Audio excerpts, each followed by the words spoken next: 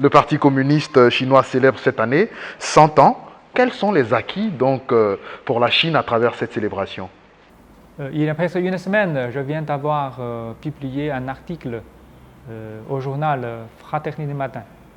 Dans cet article, j'ai bien mentionné trois réussites historiques, trois réalisations historiques accomplies par le PCC.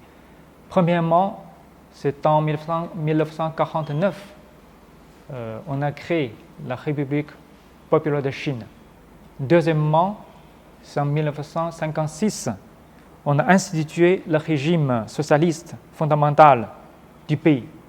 Et troisièmement, c'est depuis 1978, nous avons promu sans cesse la réforme et l'ouverture vers l'extérieur, établir et continuer d'améliorer le socialisme à la chinoise, rassembler et diriger le peuple chinois pour achever sur tous les plans la construction d'une société de moyenne aisance.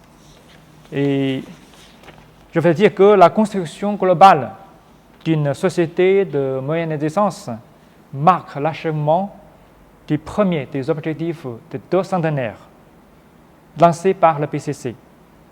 Le PCC continuera de rassembler et de diriger le peuple chinois à déployer des efforts inlassables pour achever l'objectif du 2e centenaire, à savoir de faire de la Chine un grand pays socialiste moderne, prospère, puissant, démocratique, hautement civilisé, harmonieux et beau d'ici 2049, au moment du centenaire de la fondation de la République populaire de Chine.